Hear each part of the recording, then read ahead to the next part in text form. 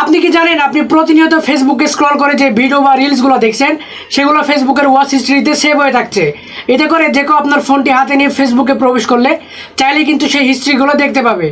আজকের এই ভিডিওতে আমি আপনাদের দেখাবো কিভাবে খুব সহজে আপনার ফেসবুকে জমা হয়ে থাকা সকল ওয়াচ হিস্ট্রি ডিলিট করবেন। প্রথমে আপনার ফোন থেকে ফেসবুকে চলে যাবেন। ফেসবুকে আসার পর উপরে দিকে দেখেন 3 ডট মেনু রয়েছে, এটাতে চলে যাবেন। এবার এখানে দেখেন সেটিংস অ্যান্ড প্রাইভেসি লেখা রয়েছে, এটাতে একটা টাচ করবেন। এবার এখান থেকে শুধু সেটিংসে চলে যাবেন।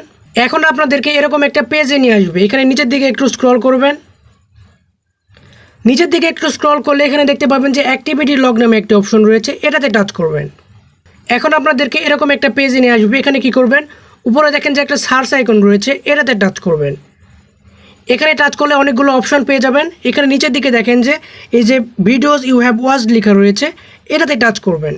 এটাতে টাচ করার সাথে সাথে দেখতে পাবেন যে আপনি যে সকল ভিডিও আপনার ফেসবুকে দেখেছেন বা আপনি যে রিলসগুলো দেখেছেন আপনার ফেসবুকে, সেগুলোর হিস্ট্রি কিন্তু এখানে সেভ হয়ে আছে। দেখেন আমি যে ভিডিওগুলো দেখেছি সেগুলো কিন্তু এখানে সেভ হয়ে আছে, ঠিক আছে।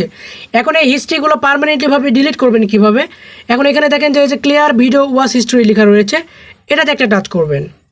এবার এখান থেকে দেখেন যে ক্লিয়ার লেখা রয়েছে, এটাতে টাচ করবেন। এখানে টাচ করার সাথে সাথে কিন্তু আপনার যে হিস্ট্রিগুলো রয়েছে সেই হিস্ট্রিগুলো কিন্তু ডিলিট হতে শুরু করবে, ঠিক আছে। আমি এখানে আবারও টাচ করছি, এখান থেকে ক্লিয়ারে টাচ করছি।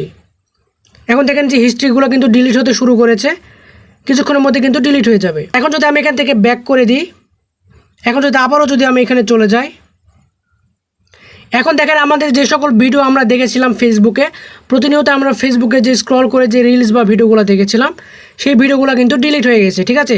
আগে কিন্তু এখানে অনেকগুলো ভিডিওর কিন্তু হিস্ট্রি সেভ হয়েছিল, এখন কিন্তু একটাও নেই, মানে সবগুলো কিন্তু ডিলিট হয়ে গেছে। এভাবে কিন্তু খুব সহজে আপনার ফেসবুকে জমা হয়ে থাকা সকল ওয়াচ হিস্ট্রি পার্মানেন্টলিভাবে ডিলিট করতে পারবেন। এই ছিল আজকের ভিডিও। যদি ভিডিওটি ভালো লেগে থাকে তাহলে ভিডিওতে একটা লাইক দিবেন, আর চ্যানেলে যদি নতুন দর্শক হয়ে থাকেন তাহলে চ্যানেলটি সাবস্ক্রাইব করবেন, আর যারা ফেসবুক পেজ থেকে দেখছেন পেজটিকে ফলো করবেন।